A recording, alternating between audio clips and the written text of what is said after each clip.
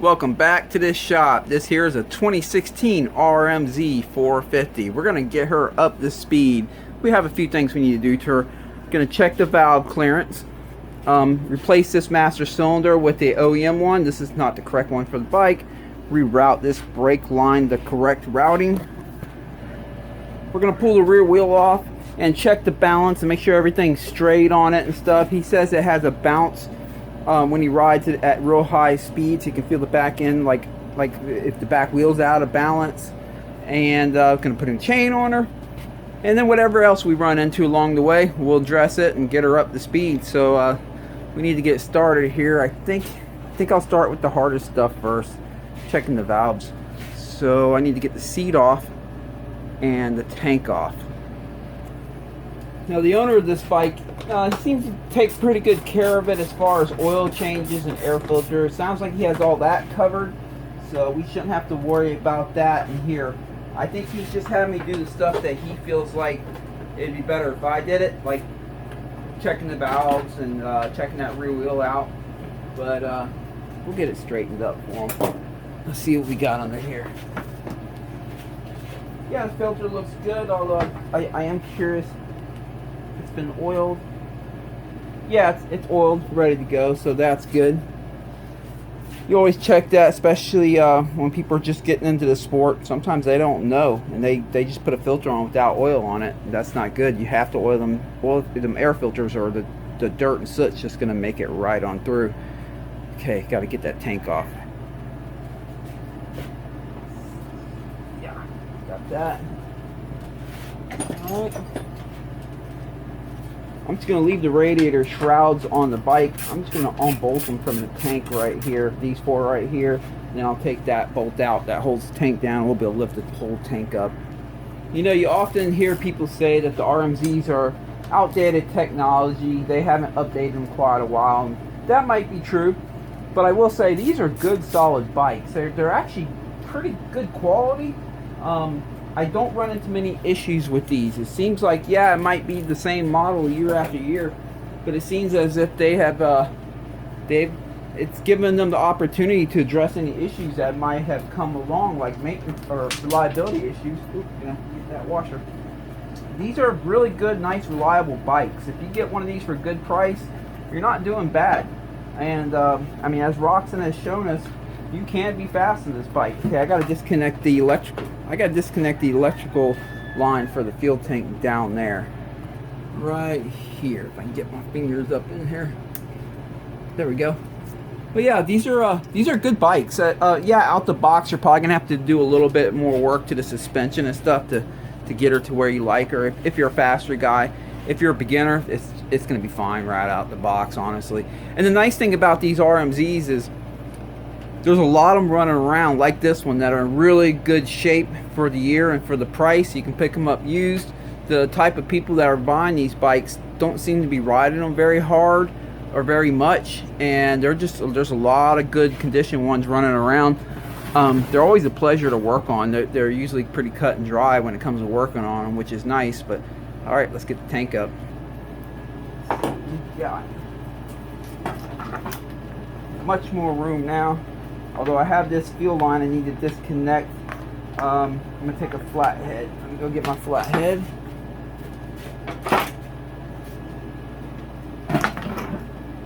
I mean, I probably don't have to actually. Let me see. If I can rest her over here. There we go. I'll be able to leave the fuel line connected. Because all we really have to do is just pull that valve cover off. Let's see. Pull this sucker off right now. And you know what? I think I am going to remove these just for camera's sake to get you guys up in here and get a better view. So let me get them off. Okay, let's pop the valve cover off. Now this bike's been starting just fine, so I expect the valves to be good, but you never know, and it'll give the owner peace of mind that they are in spec. So we'll just pop this cover off.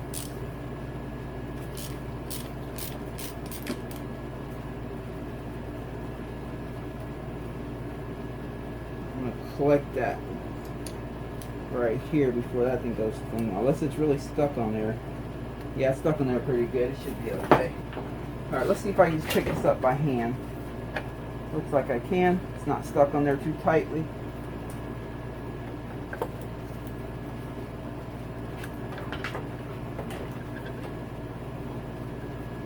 Alright. Just trying to work it up off the gasket. Here, let me see something here.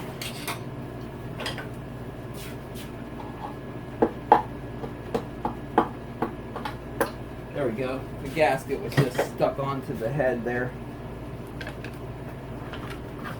Alright, let's see if I can get this thing out of here now. There we go. So the gasket was just stuck onto it. He's had a little oil leak right here. Oh, look right there. Alright, I'm going to see if we have another one of these here. I hope we do. Let me go check for that real quick. If not, we might have to order a new one for them.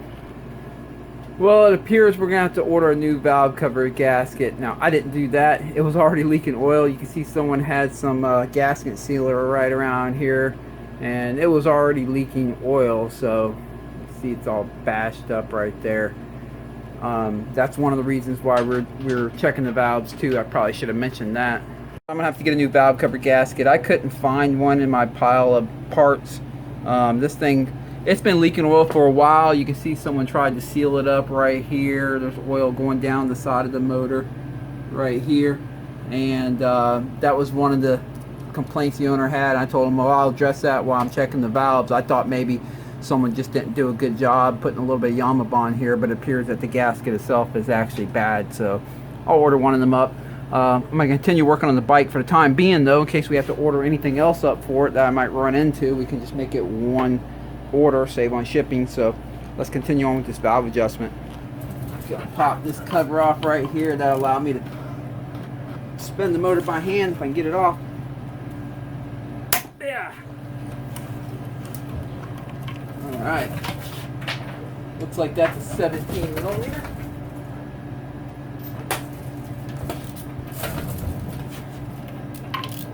There we go. I'll be able to turn it by hand now. You know, the manuals will always tell you put it at the top dead center, then check the valve clearance. And that's because that's a good place to put it, where both the intake and the exhaust valve will be closed, and the valves will be resting on the base circle of the cam instead of the lobe. But if you know what you're doing, like this one, I can see the lobes are pointed up on the intake cam here. I'm going to check these right now, and then I'll spin it to where the exhaust lobes are pointed pretty much up. But you have to watch out for the auto decompression right here. Make sure that that's not making contact with the valve, and that a high spot of the cam lobe is not making contact with the valve. I'll show you how to check that when we get there. But let me go ahead and slide a feelers gauge underneath these intakes and see where they're at. Okay, the intake cams are supposed to be between 4 to 6 thousandths, so I'm going to start with the 4 thousandths here. There we go. Okay, that goes in really nice and smooth. Let me try a 6 thousandths. And I'll bring you up closer here in a second and show you exactly where I'm sliding these in at, in case you've never done this yourself. Okay, I can't get a 6 in there, and I can't get a 6 in there. So I was able to get a 4, but not a 6. So these are definitely in spec. Let me just slide a 5 in there, just to see exactly where it's at. Okay, I can barely get the 5 in on that side, and I can't get in this side. So these are, I said, about 4, I'd say 4.5 is what I'm going to say, which is fine. They just have to be somewhere between 4 and 6. But let me get you in here a little closer, and I'll show you where I was sliding this in at. So I'll show you where you slide them in at here. You see on the intake cam, the cam lobe is facing upward. And I'm just going to slide the 4 thousandths in here. You slide it underneath the cam lobe, between the cam lobe and the valve bucket right there. You can see how it's sliding right on in. And then on this side over here, same thing. You have to work around this cap cover, but it's the same as this one right here. It's just over here. Same thing. So, and if you can't get one underneath there, or if there's a lot of friction, then that's that's your, yeah, you should be able to slide it up underneath there. So I was able to get the 4 underneath both of them. I was able to barely get the 5 underneath this one, and I was not able to get the 6. So I'm going to call these at about a 4.5. That's perfect within specs. And now we got to do the exhaust side. I'm going to have to spin the motor a little bit and get the lobe up. Alright, so I'll turn this motor by hand. These motors turn clockwise on the side. The crank always spins the same direction the rear wheel spins when the bike is going forward. So since I'm on the left side of the bike, that would be clockwise. I'm going to be looking up here at the top at the exhaust cam. I want to get the lobe faced up, but I don't want it on the auto decompression. So I don't want it pointed straight up. Just need it up good enough. I think that's good enough. Now here's how you check to see if you're on the auto decompression or not. If you can take this and you can move it freely, that means you're not on the auto decompression, so that's good. If this is stiff and then when it pops, if you push hard enough it pops and stays there, you're on the auto decompression. You're going to want to turn the motor a little bit more. You can see I have the cam lobe here not faced directly up, because on the other side of that cam lobe is the auto decompression. So you don't want it perfectly straight up. You just want it about a angled like that, so that the valve bucket down there is on the base circle. So let's go break out the feelers gauge. These are supposed to, the exhaust side is supposed to be between 7 to 9 thousandths. Let's see where we find it. Alright, let's see where it's at. So I'll start with the 7 first. There we go, got a 7 thousandths here. These can be tough to get to because now you're working around this way. Let me see if I can do it from here.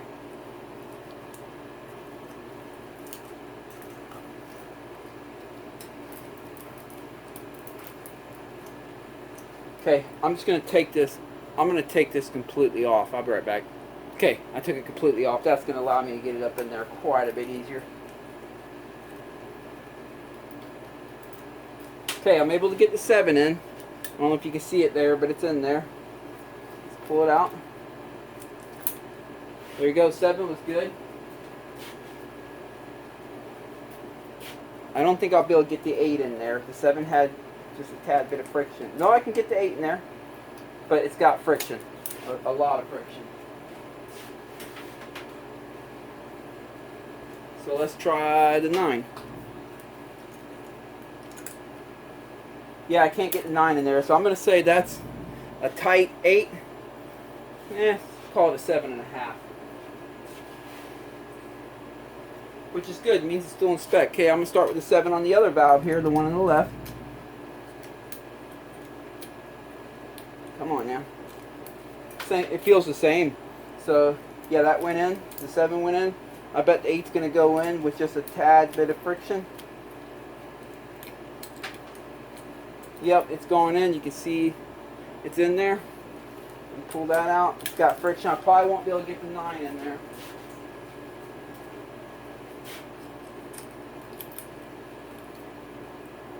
Nope, you can't get the 9 in there. So, yeah, I'm going to call this the same thing. It's definitely a tight 8. So I'm going to call it like a 7.5.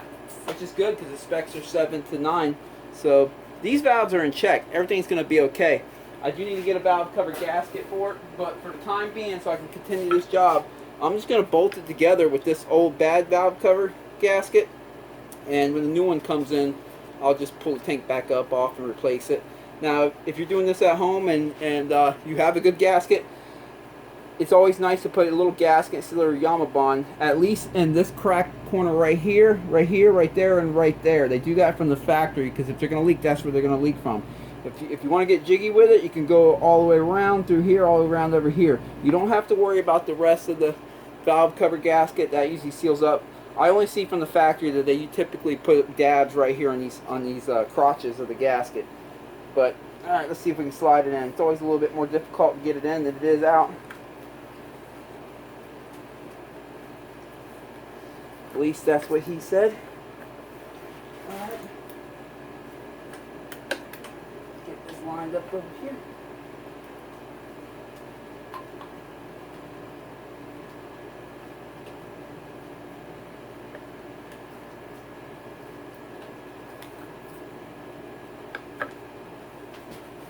I think I got it. Yep, okay.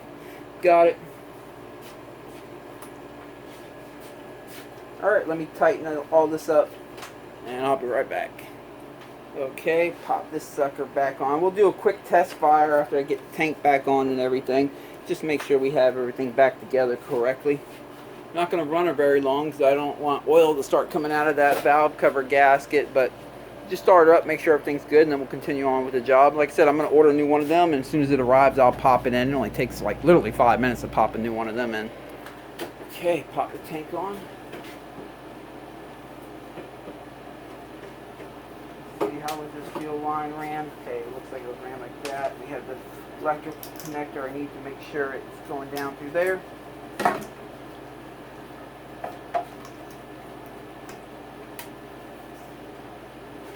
we go. Connect it back up. Alright. Alright, let's just do a super quick test fire, make sure everything's good. Turn the choke on.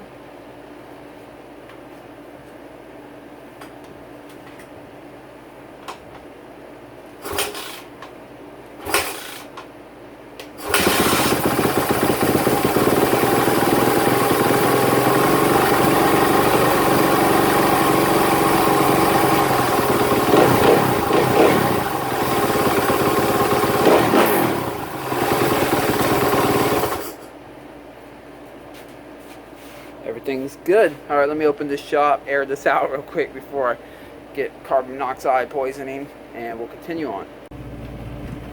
Okay, got her back together for the most part. I'll worry about that valve cover gasket when the new one arrives, but you know, it's good for now. Checking the valves are easy. As you saw, it's not too difficult to check.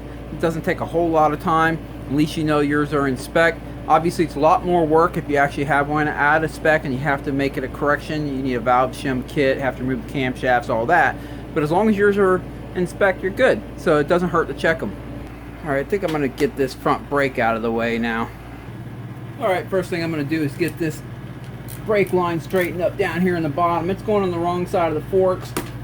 Plus it looks like, and we're going to lose a bleed here, but that's okay. We have to put a new caliper on it, so we're going to have to bleed all this stuff again anyway. Let's see if I can run it over here on this side, and then I believe it goes in. Let's see. Alright, I'm gonna have to loosen it up right here to allow some twist of the cable, so let me get that loose. Okay, someone had this thing way out of whack. Alright, it's actually supposed to go this way. Let's get down there.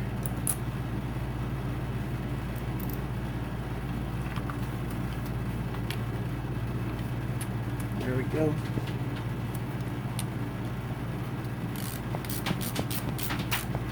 Oop.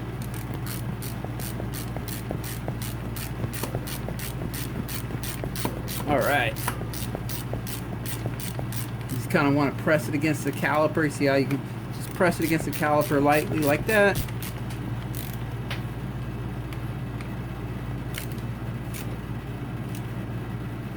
There you go, pretty snug. You don't want to strip it out or break a banjo bolt, but definitely need them pretty snug. We'll check it, make sure it's sealed up properly. As you saw, you put one of them copper washers on one side and one on the other.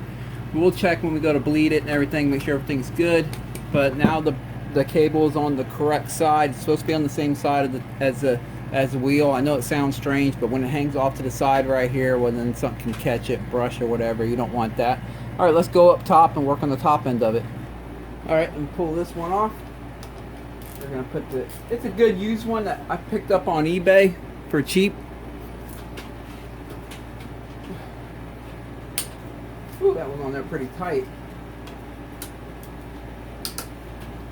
Yeah, really tight.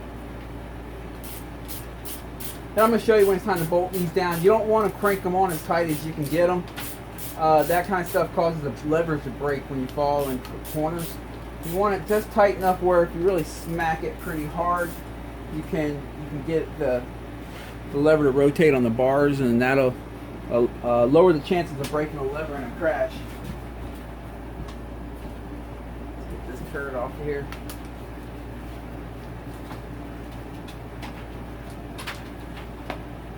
go. Alright, let me go get the new one. Alright, let's pop this fresh, good, used one on. Or at least I hope it's good. We're going to find out in a minute. We'll go to bleed it. It looks like it's in good shape. So, you know, I mean, that doesn't always mean much of anything, but it's at least a good start.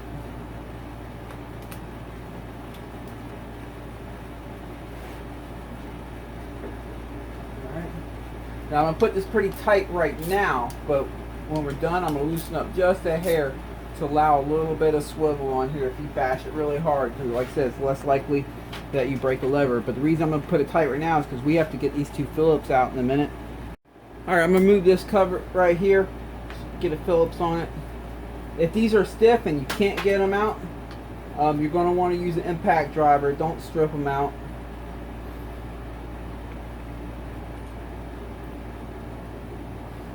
Okay, she's drained the fluid, but that's fine. We're gonna fill her up some fresh .4. This is an impact driver for screwdriver. If your Phillips are tight, don't strip it out.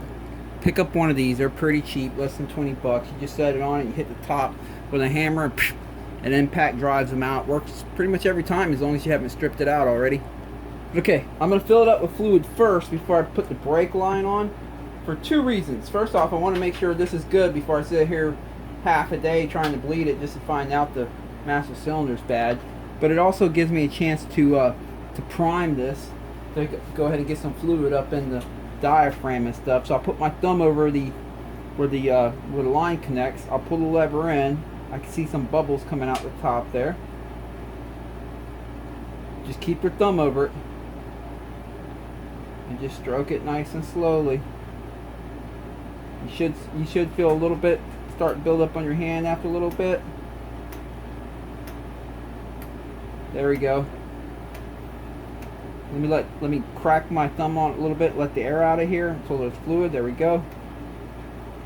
Now I can't hold it back with my hand anymore. See how the fluid's coming out here? My thumb, I cannot hold back the fluid, so we are good. Boom, real fast. Okay.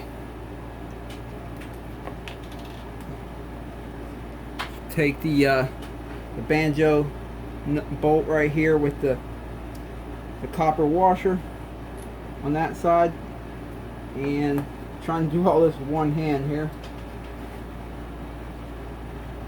Put the copper washer on this side. You can see I'm keeping my finger. I'm trying to keep as much fluid as I can here. Yes, I'm going to lose some right now, but try to keep as much in there as you can. That does kind of help during the bleed process. It keeps the master cylinder better primed. Alright.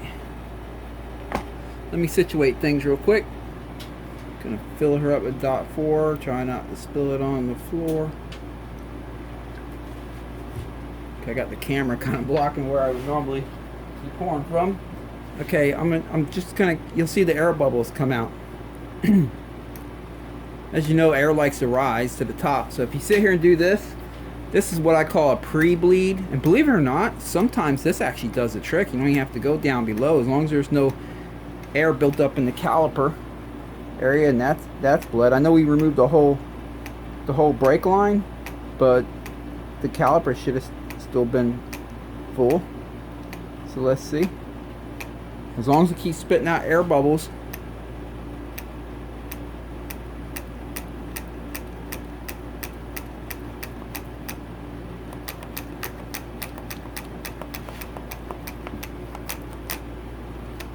I like to do this before I go down to the bottom and start bleeding, otherwise you'll start pushing these air bubbles downward. So even if this doesn't bleed it for us completely, it at least will make the bleed process a little bit quicker when we get there. I'm gonna sit here for a few minutes and work this out. Okay, there's no more air bubbles coming out of here, or at least not very many. So yeah, I don't see any at least. So now it's time to go down to the bottom and bleed it. Okie dokie. Let me pop this rubber cap off. There we go. Get my 8mm on there. Just gonna loosen her up now. There she is. Alright, let me fill the brake reservoir up here up to the tippity top. Because we're about to fly through some fluid. Okay, I'll push the lever in. You'll see it spit fluid out, right? Now I'll put my thumb over it and I'll let the lever out. Then I'll take my thumb off, pull the lever in, put my thumb over it, let the brake lever out. Once you start getting some pressure, I can actually just leave my finger there, you see? Pressed on it, and you see the fluid dripping off. So now it's acting like a one-way check valve. My finger is. I'm going to pump it a few times. I don't want to empty it. Alright, let me hold the lever in, go up here and take a look, see where we're at. Yeah, I'm going to have to fill it back up again. Let me fill it up real quick.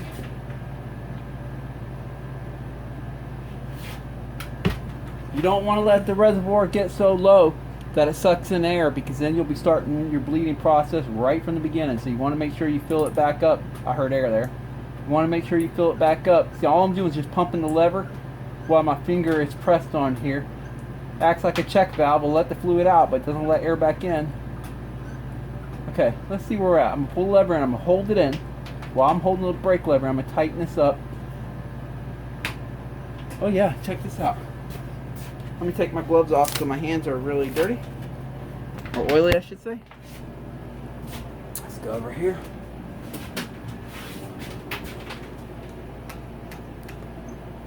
Did the trick.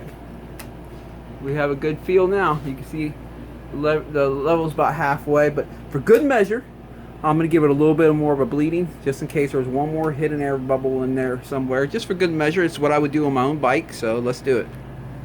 Okay, the brake reservoir is filled up to the top again. Just loosen that up. It's going to drip some fluid. That's okay. It's just gravity bleeding. Alright, press the lever in. Block it. I'm just going to keep my finger on it. Do the one-way check valve thing again. All I'm doing is pulling the lever in, letting it out, pulling it in, letting it out, pulling it in, letting it out. And then on the last, right when you go to tighten the bolt up, I like to pull it in. So I'm pulling it in, hold it in as you're tightening it up. There we go. Now I can let go of the lever. And let's go up top and see how that panned out. See if it feels any better. Yeah, a little bit better. I believe that's it. So, alright. Okay, now I'll just fill her back up with some brake fluid. There we go. I get her all the way to the top. She's going to spill a little bit out, but that's okay. Oop, don't want that getting in there. Alright. Put the cover back on. Like I said, it's going to spit some out. Let me put that rubber thing back on there. As you can see, going all over my floor, but that's okay. I'll wipe it up. At least I can be assured that she is full to the top.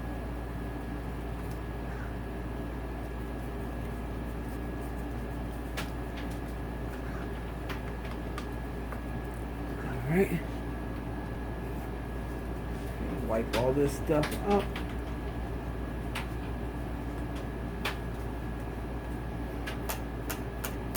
Feels good. Okay, now what I'm going to do is I'm going to squeeze it and hold it, and just hold it tightly for a little bit. I'm just watching this, make sure I don't see any fluid trying to escape. Okay, now I'm going to go to the bottom and do the same thing. Okay, make sure I have that on there good and tight. Yes, I do. Cover it with the cap.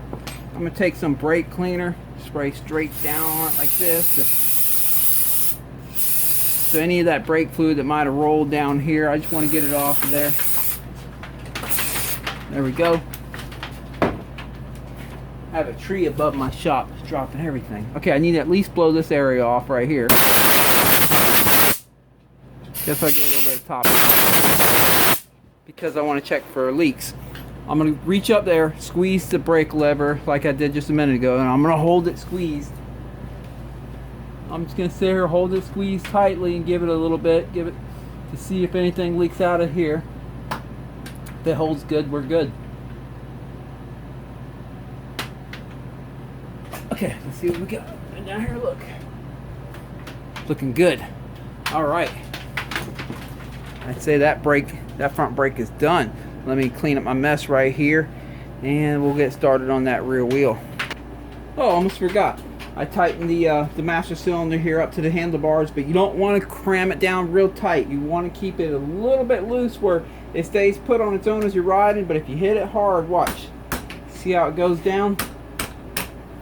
You want to set it like that because it'll be far less likely you're going to break a front brake lever in a crash if that can rotate on the bars. You know what? Before I move on to the back tire, let me see if I can get this straightened out over here. Let's go over there. This is not right at all. Look at this. Look how far the lever is that way. This whole shot button, whatever you want to call these things right here, needs to be on that side of the bars. And that's not the right lever for the bike. We'll see if I have a lever for it here that I can put on it for them. If not, I'll order one up. But let's move this on over real quick.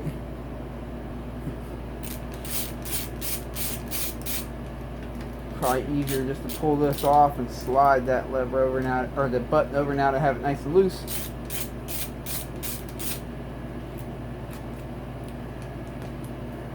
Alright.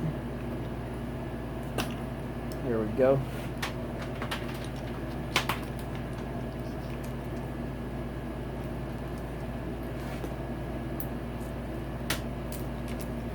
Okay, let me tighten that down. Now when you go to tighten these perches down, you want to slide on the bar, but you want to make sure the ball right here does not pass the end of the grip. If it does, it's going to break the lever in a corner crash. That's just how it is. So you want to get it down there. They usually give you just enough room on most bikes with the kill switch, from the kill switch to the grip. At least enough room to get it like that, so we're good there. Okay. And the same thing. You want to make sure you can twist it on the bars a little bit. Yes, we can, so that's good. If you can twist it like that, rotate on the bars with quite a bit of force, and at least in a crash, it's far less likely to break. Now I need to get this button on here, bolted down, tightened up.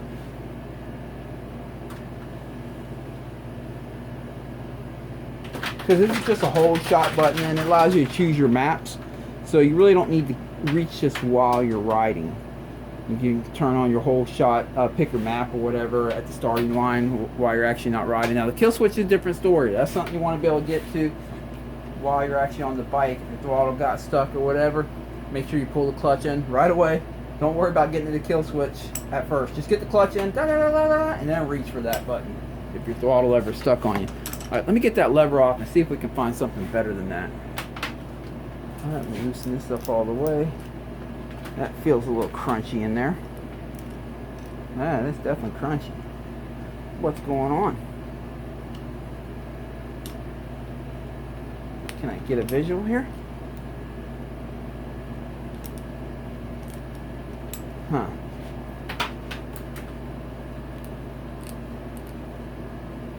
Tighten goes that way, so this is going to be loosened.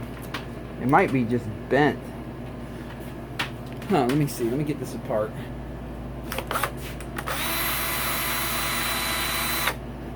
Alright. It's totally the wrong lever.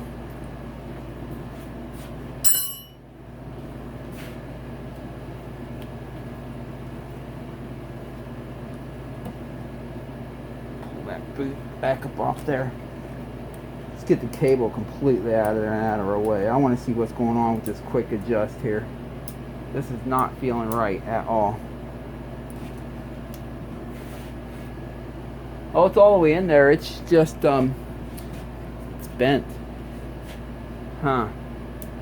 Alright. Let me see if I can bend it back. Let's just see. It might break. And it might not.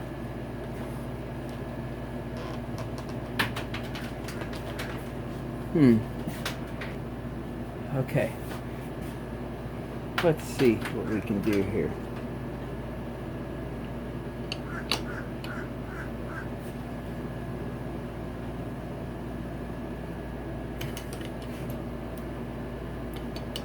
I'm hoping to save it if I can.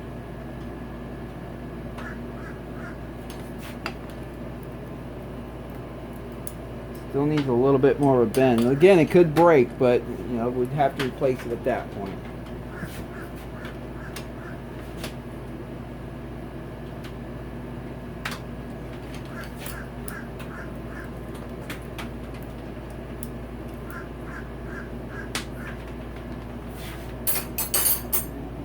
here. Okay, I believe I got it freed up and working, so that's good. All right, let me see if I can find a lever for it now.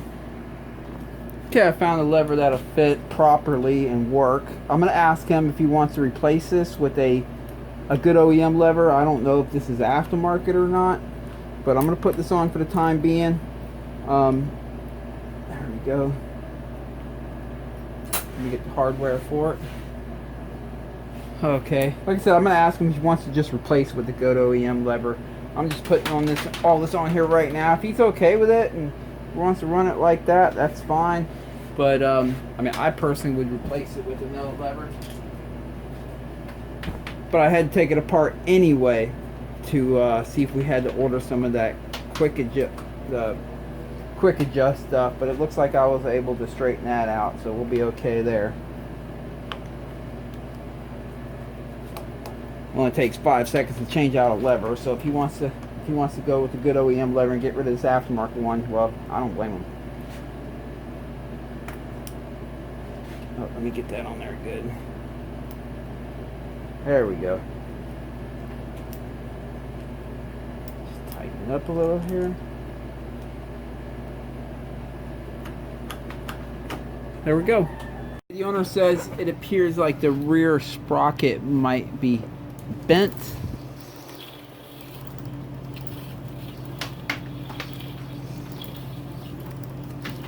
I don't know. It seems kind of straight to me. Let me go ahead and put the bike in gear. Start up, put it in gear, and let's watch it on the stand as it spins, see if we can notice anything.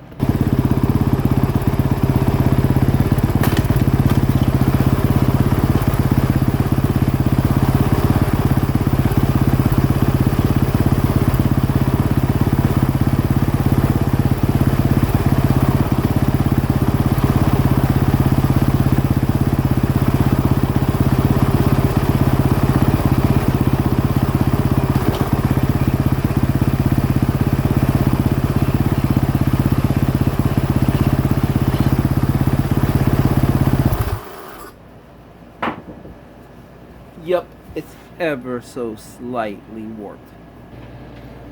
So what I think I'm going to do is pause this recording. Obviously this video will be all uploaded in one video, but I'm going to pause this recording and order the parts we need. However, before I do that, let me just make a quick run around on the bike and just look things over one real quick second.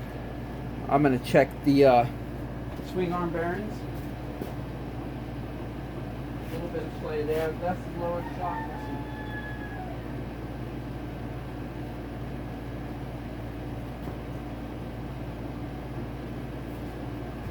Okay, there's a little bit of play up and down, but that's at the upper bearing of the shock. That's kind of normal once they break in.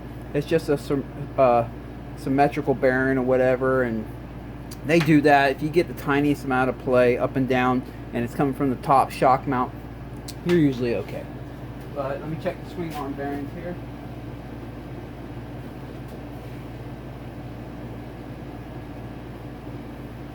Okay, that's looking good. Wheel bearings. Check the front one. Check the steering bearings. They feel good. Okay. We already have a new chain to put on her, but since I'm going to be ordering a new back sprocket, front sprocket, it's kind of midlife. I'm just going to order a front sprocket too. Put a new chain and sprockets on and just get it all done so he doesn't have to fold this thing again for a while. Got to order the valve cover gasket right there, and I'm gonna run this by him, see if he wants me to get a lever for it or not. And yeah, so I'll be right back. Let me go order them parts, and I'll be right back 1 second. Okay, the parts arrived. I have the brand new chain, front sprocket, rear sprocket. I have some weights for the wheels just in case. I went ahead and swapped out that valve cover gasket off camera here. You can see I put a little Yama bond in the cracks. That mess right there was from the previous guy. But yeah, I got some Yama bond in the cracks there, and that's a new gasket, so that should seal up nice and good. So let's go ahead and knock out this rear wheel, and I still need to check the fork PSI as well. But let's get this whole rear wheel situated. Let's get it off the bike. check the balance on it, swap out the sprocket, chain, all that.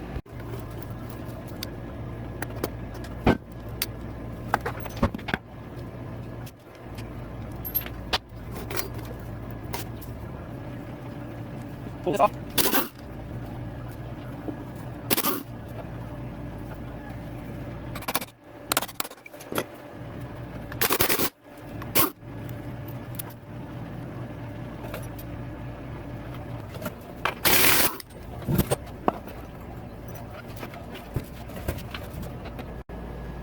Okay, I guess I get the sprocket out of the way first, and then we're gonna check the balance of the wheel.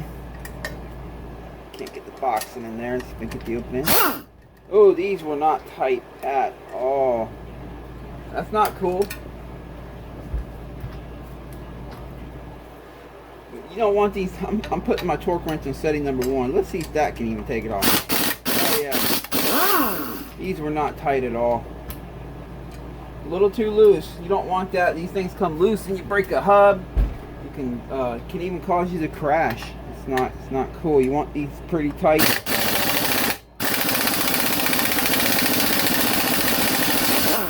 And you always want Loctite on them. Alright.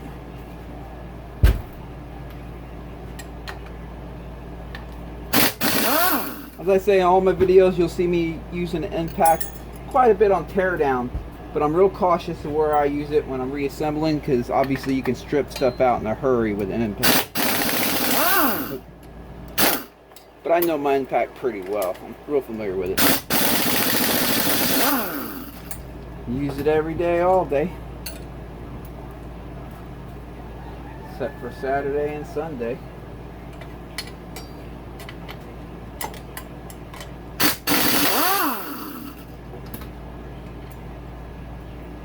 Okay, pull that thing off. Let's clean the surface here.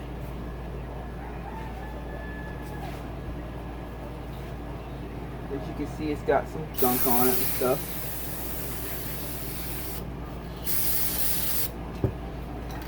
Just want to have it nice and clean because I want the sprocket to sit on it very flush. Don't need the sprocket uneven on it and wobbling around and stuff. Actually, I have a video on, if you're interested in changing your chain and sprockets and all that, I'll put a link down in the description. It's a video dedicated solely on this, and I cover all the ins and outs of do you change your sprockets and sprockets and chains all in a set, or can you do just a chain or just the sprockets? And I cover all that. Have a lot of good direction on how to find the proper chain tension when you're tightening up your chain, all that kind of stuff. So there'll be a link in the description for that. Alright, these are really nice sprockets, these JT race lights. You get them relatively affordable. They're pretty cheap. I think they're like 30, 35 bucks or something like that, but they're really good looking. I like the way they look. They work good. I've been using quite a bit of these lately. I really like them. Okay, let me get some stuck nuts. I'm going to put a little bit of stuck nuts in every single one of these real quick. Okay, got a little bit on every single one of these. Drop them in holes.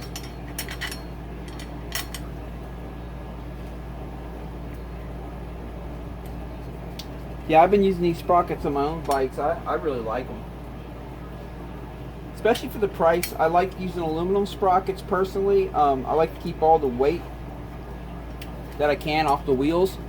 That's on-sprung weight, and it's spinning weight at that, so it creates a gyro effect. The heavier your wheels are, the more gyros you have, and that's going to make the bike feel a little bit more stubborn when you're going in corners. You want to lay the bike over, or if you're in the air and you want to whip it.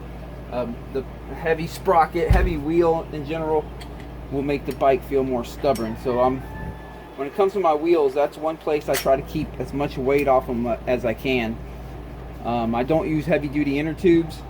I just, again, this is motocross stuff, right? So obviously if you're racing through the desert, then a heavy duty tube might be suitable. But for motocross, I don't use heavy duty tubes. I use standard tubes. They're lighter by a good amount. And I try to stick with name brand tires that are heavier, that are lighter. And I try to use aluminum sprockets only. And so that's why I like these for the price, because as you know, aluminum sprockets don't last quite as long as steel sprockets, but if you get them for cheap, then it can be worth it. Alright, I'm going to use the impact just to cinch these down, and then I'll use my hand to finish the torque.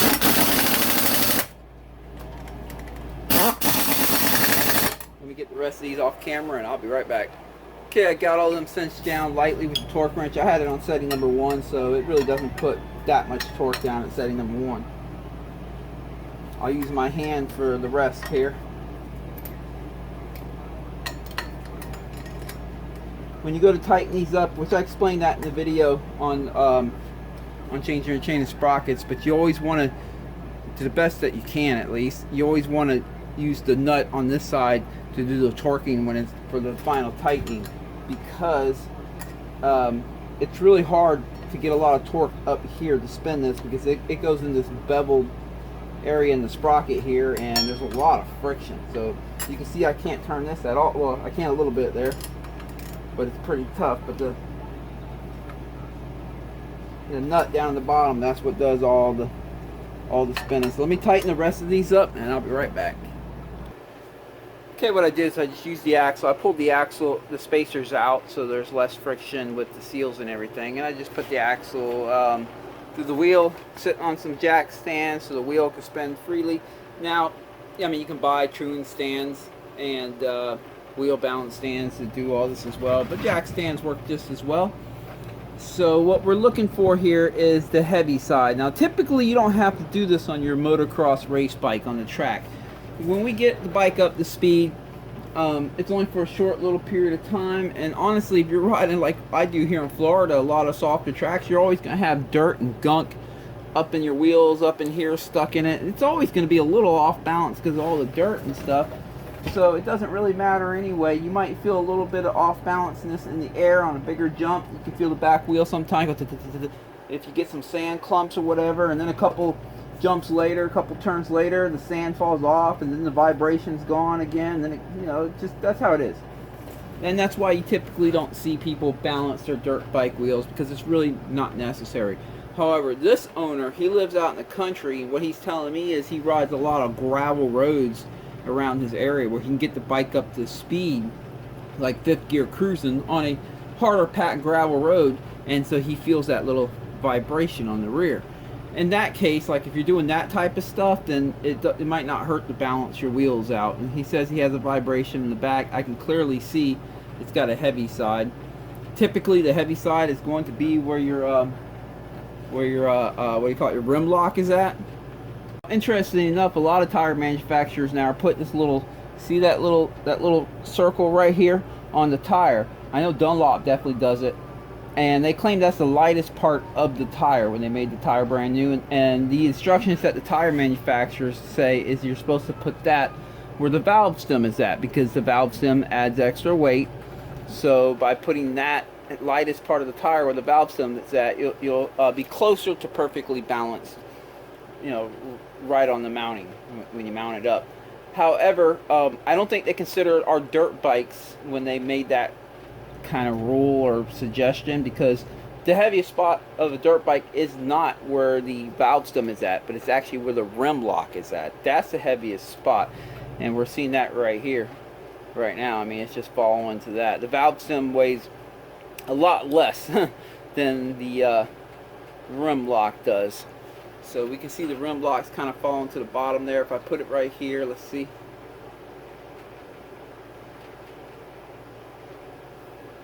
You can do street bike tires the same way. Wheels, this is how I do my street bike wheels, is just gravity balance them. Yeah, so it seems to be right about here. It's a couple spokes away from, so it's not quite in the middle of the valve stem and the rim lock, but maybe about 2 spokes away. So what we're going to do is add weight on the opposite side and see if we can get that balanced out. For our dirt bikes with spokes, You can buy these bullet weights or whatever. You just bolt these on the spokes. All right, so I'm going to start with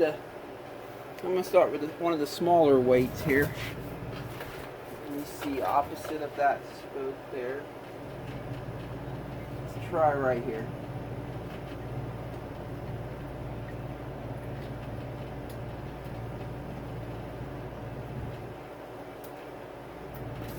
Okay, so let me get you back a little further so you can see everything that's going on.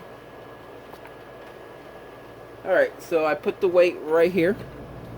So now what I'll do is I will put the weight at the 3 o'clock, and I have the rim block at the 10 o'clock, or 9 o'clock I mean. You can see the rim block is still heavier. So let me put a bigger weight on it. Okay, I put the biggest weight in the kit. Let's just see here. Now I'm going to put the weight at the 9 o'clock with the rim lock at 3 o'clock, and the rim lock is still heavier. That is a heavy rim lock. That's strange, but well, it is what it is. So let me stack another weight on top of it. I'm going to go with another super heavy one. Let's get it over the top real quick. Let's see. I'll put this one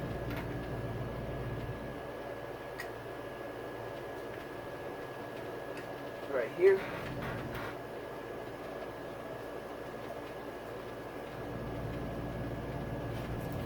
Okay, this time I'll put the weights at 3 o'clock with the rim lock at 9 o'clock. Let's see. Well, we're getting there. I can see it still favors the rim lock a little bit. See if I spin it this way, watch, it'll return back down. That is so strange, but it is what it is. I mean, that's a heavy rim lock.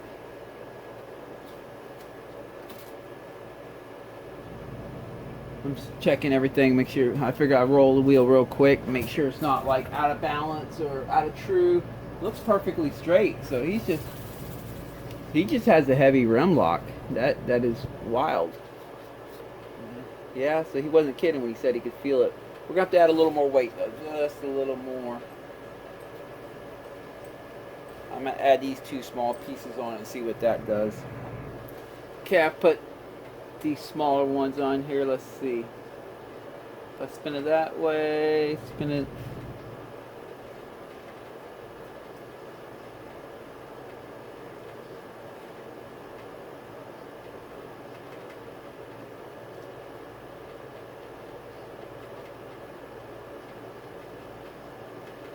It still seems like this side needs a little more weight. Wait, let me see. Yeah, needs some more weight. Holy cow. Okay, I think I got it. I have the weights on the 3 o'clock position right here.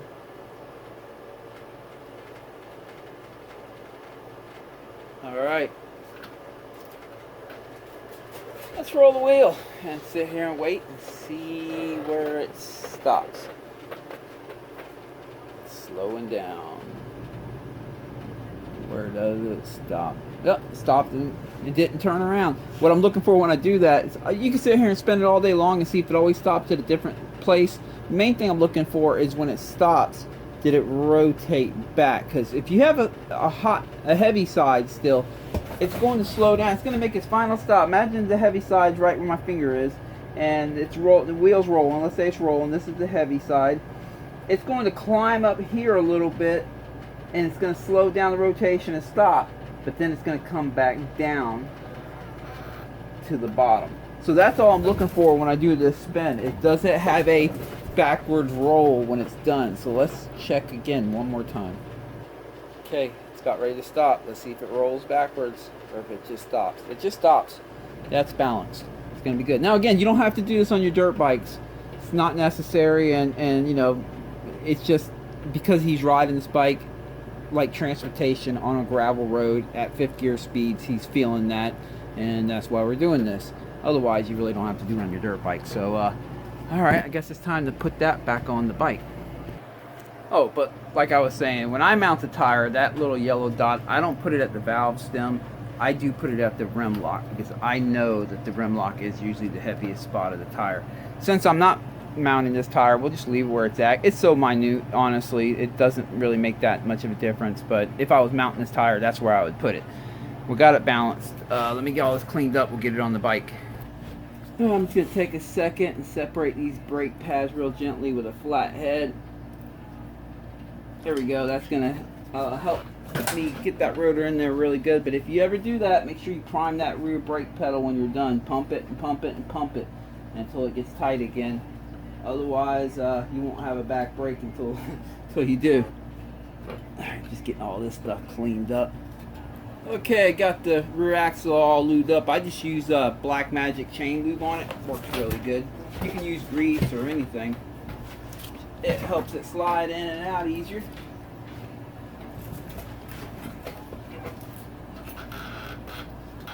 Come on now. There we go.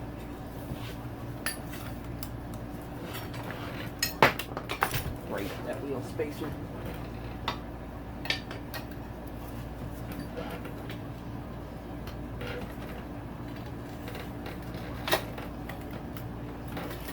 All right.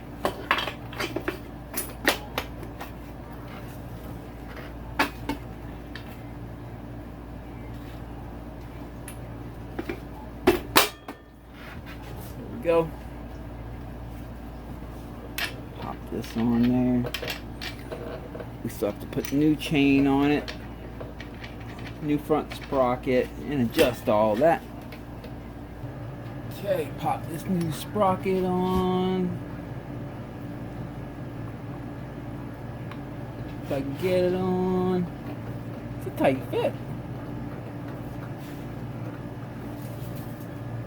Let me get something to tap out of the way. What's going on? It's just, I guess the coating.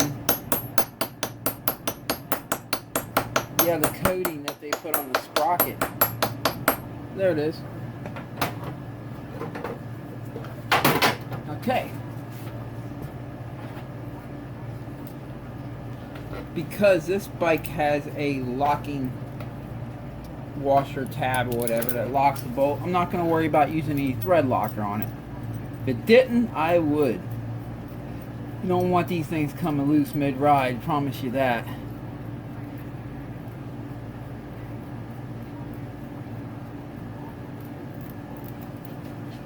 Alright, there we go. Tighten it down. I'm going to use the impact for this.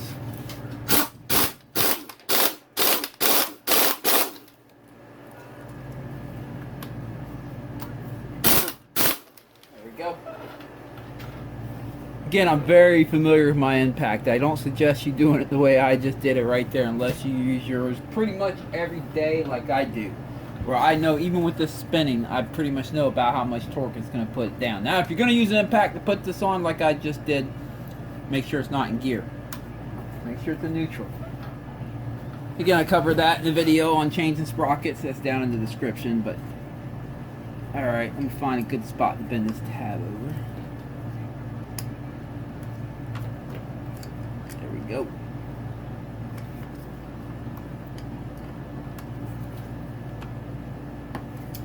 That'll do.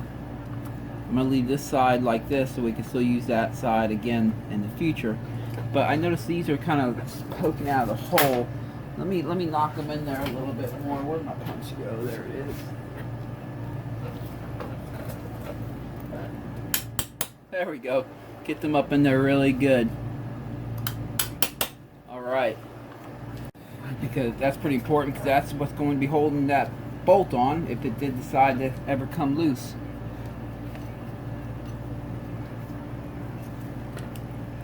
Alright, let me get this guard on, get the chain on, and we gotta get the chain adjusted. By the way, don't forget to prime the back brake up. Alright, got that done.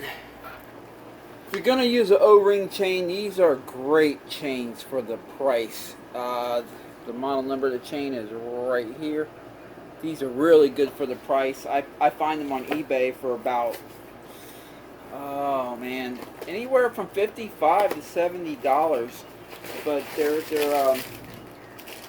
they're gold chains. Plus, you can't see it because of the grease, but they have little holes in the middle of every link. There you can see one of the holes right there in the middle of every link. Makes them a little bit lighter, I guess. They're really nice chains. They last a good while.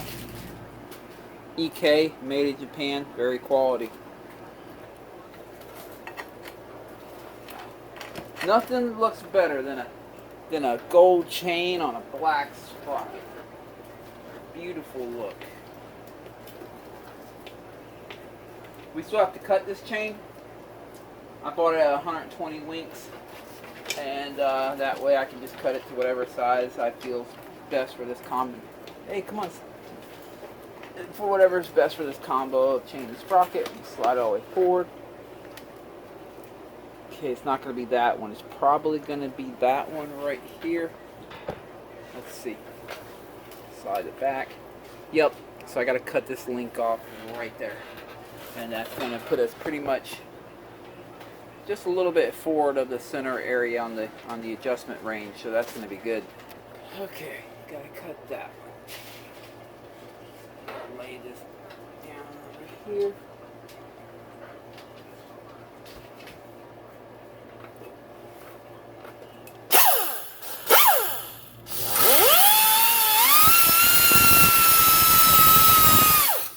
Pause it while I make all this noise. Okay, so what I did is I shaved the head off the pin right here. And I mean, you can buy a chain breaker, but a lot of times the chain breakers have a tough time pushing these pins out on some of these heavy duty chains like this. So I just shaved the end off it, and there it is. Alright, move this now. Bring that back around and go get the master link. Alright, master link time. Got some grease on it. And I got the 2 O-rings already down here on it for the back side.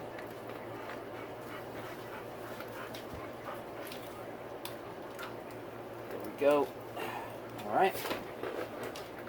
Place 2 O-rings on this side. Now these links on this chain are press fit, so you're not going to be able to just slide this link on like right here. You actually have to press it down, and I'll show you how I do that. You could just use a big old pair of vice grips. You can actually use vice grips all the way through getting these on, although there's a little method that I use about midway through. So right there I got it partially on. From here I could pinch right here, being real careful, only pinch on the gold links, don't press on the pin, and pinch right here and keep it adjusting this just a little tighter until I get it far enough where I can get the master clip on. But I have one of these little, this thing came from like a chain guide. It goes in the chain guide at the bottom, it goes into the rubber piece, this little spacer, and I keep these around because it allows me to put it right over that link like that. Let me see here, let me get it looser. Allows me to put it right over that, and then I can press from the back side of the pin to the top side of that spacer. Okay, got that one.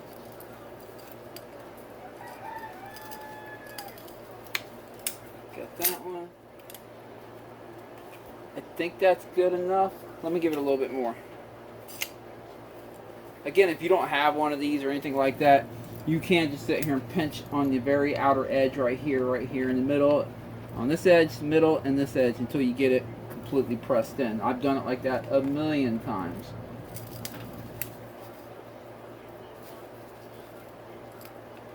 And you only want to press it on far enough so you can get the clip on. Don't want to go any further than that. I should be able to get the clip on now. Let me go get it. Alright, get the clip on there. You always want to face the closed end of the clip towards the direction that the chain's going to be traveling when the bike's going forward, with the open end towards the opposite direction of that. And the reason being is because if a branch, twig, whatever, rubbed against your chain as you're rolling forward, it's not going to knock your clip off, and then you lose your master link. You don't want that. So the chain spins this way when the bike's going forward, the master link, the closed ends on that side, we are good. Now all we got to do is just adjust this chain. Okay, the chain sprockets are done. Sweet. Okay, need to check the air pressure on them forks. That's the thing with these air fork bikes. You know, for the most part, only KTM's still using the air forks on their modern bikes, but most manufacturers have gotten away from the air forks.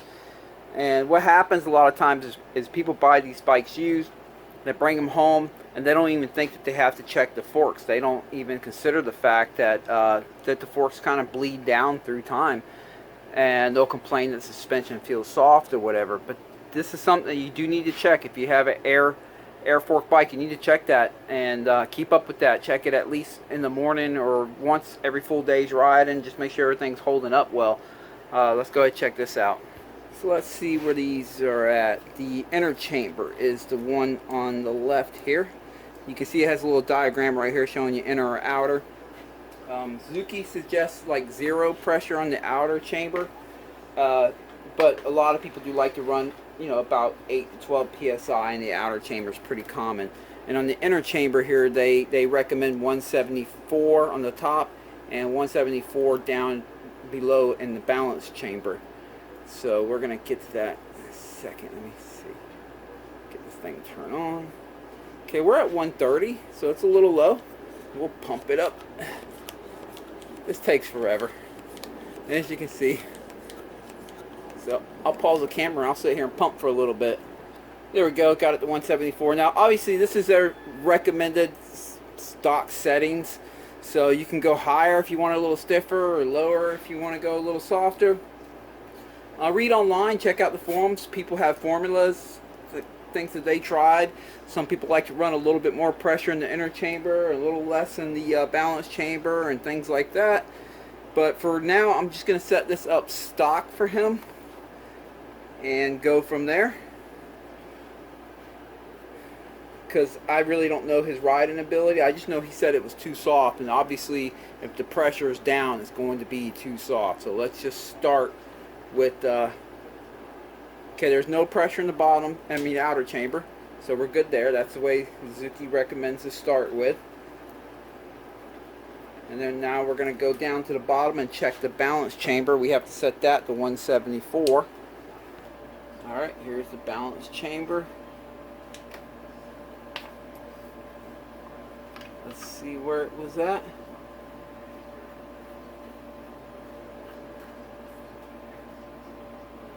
It's at 151.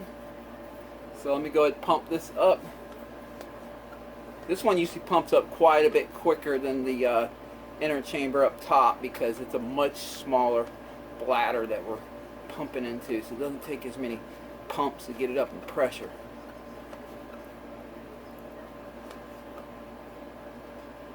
Looks like it right there. Oh wait, went down one. Alright.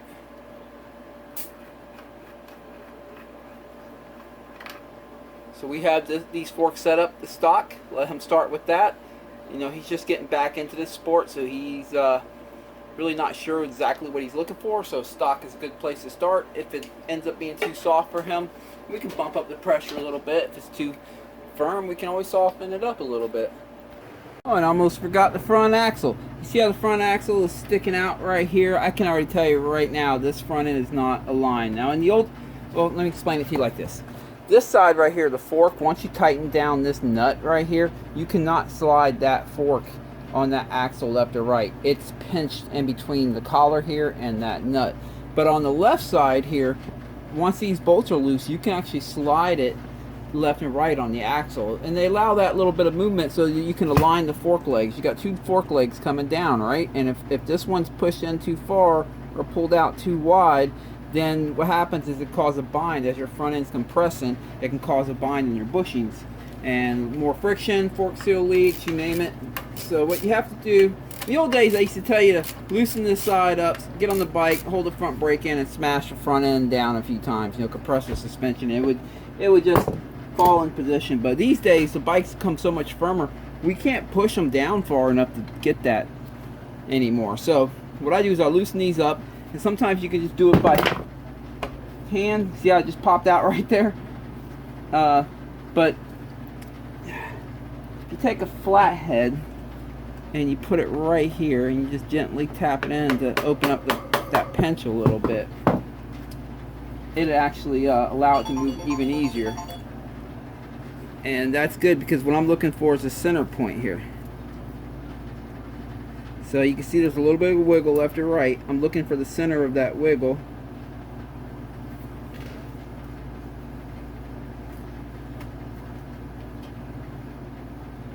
Seems to be right about there. All right. Now torque that back down and it'll be good to go. Up a little bit. Okay, I believe that's everything. I checked the tire pressure. I don't know what pressure he likes to run, so I just set it at 12. It's a good starting point. Let me go ahead and start it up, make sure everything's good. I'm even going to pop her in gear, or maybe run her up to 5th gear and see if that back wheel bounces around.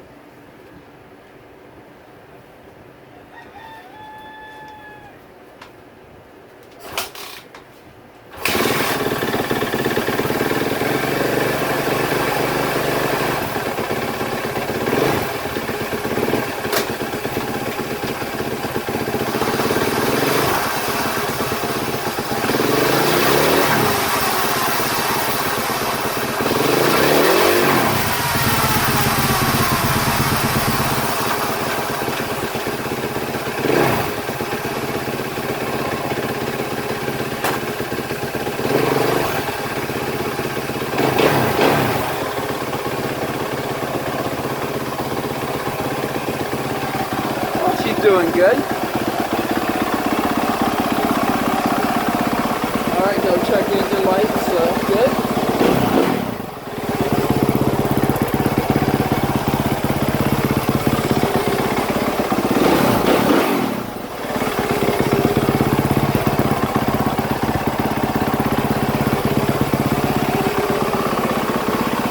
I think she's gonna be good.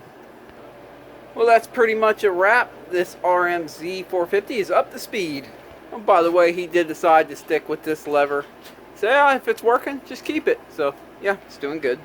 And the back wheel definitely felt nice and balanced in 5th gear. No bounce or anything, so that felt good. Just take a second here and blow off the motor oil that was leaking out of there so we can keep track, make sure that it's definitely nice and sealed up. Well, that's pretty much a wrap. This weekend, I think I'll be taking out my YZ250 two-stroke, the 2018. I'm going to take that out to Moto Bros Punta Gorda on Sunday. So hope to see you guys out there. Hope you guys get a great weekend riding wherever you're at. Catch you guys in the comments. Appreciate all you guys who watch these videos and all my subscribers. If you're not subscribed, you know what to do. Now I think I'm going to roll my new 2022 YZ250 in here and get back to work on that. Catch you guys next time.